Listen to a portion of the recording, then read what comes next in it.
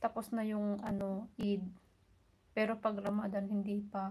Kaya nag-aalangan ako kung Ramadan yung ano, wala na, hindi na ako maka-attend. Kapag ka ano, Ramadan yun. Sana hindi naman. Para makauwi ako kahit ano lang, 1 week, mga ano,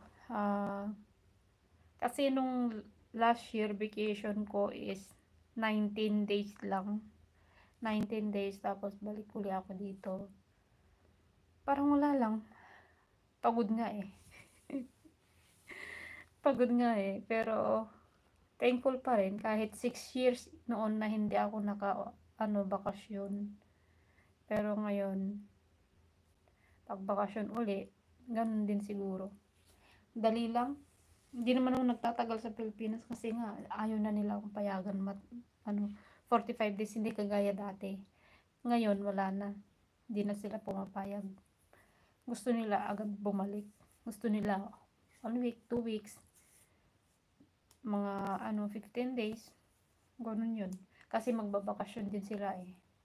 Pagka ganun. Minsan 19 days nila dun sa ibang bansa din. Tapos sila mauna na uuwi dito. Tapos ako yung susunod. Kaya pagbalik dito, ang daming labahan. Nalobat na ata si Manang MJ. Kasi sabi niya 5% kanina eh, yung cellphone niya. Kaya tulog na rin siguro. Napuyat na siya. Nako, mag-aalas 4 na sa Pilipinas. Hindi pa tulog. Kaya, Sir Alhads, thank you sa suporta sa akin. At kung mag-LS ka man at hindi ako nakakapunta sa LS mo, sorry kasi hindi ko naman makikita dire-diretso, lalo na dami mong kanina tinarabaho. Ako lahat nagkalungkat, lahat ng gamit kanina. So, bilis ng ko kanina. Tambak yung trabaho, hindi ko matapos-tapos. Ganun talaga ang buhay, kahit mag-isa, kinakaya, trabaho. Wala na, nalobat na si Manang MJ, kaya hindi na siya nagre-reply. Thank you.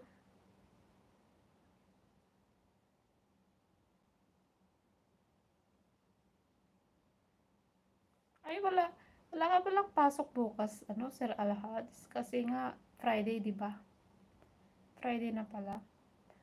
Pero dito may pasok kasi si Amo. Pero half day lang sila. Ewan ko kung anong oras kami uuwi bukas. Sa Sarja. Uwi kami bukas sa Sarja, tapos balik namin dito sa Abu Dhabi. Linggo na. Kaya, ano pa ba? Ganun talagang buhay. Yung pag namin doon, tapos linis, pagbalik namin dito, ganun din. Almost same. Kaya, walang pahinga. Kaya, thank you so much, Sir Alhads, at kay Manang NJ, kay kay Sir Adonis ng Maynila, kay anak ng Kadagat, thank you po, Sir, at saka kay Ma'am OFW Greece 2010, at kay Giselian USA, my friend, thank you so much sa suporta, at CL and LF USA, retiradong sundalo, thank you po, Sir. Thank you sa inyong lahat sa walang sawang pagsuporta, at sorry po sa hindi ko na shoutout. At thank you, maraming salamat po sa lahat ng mga tumambay, Sir Alhads, Manang MJ. Thank you dahil sinamahan mo ko kahit natakot ka sa akin. Bigla akong sumulpot dito sa video. Natutuyo na yung buhok ko.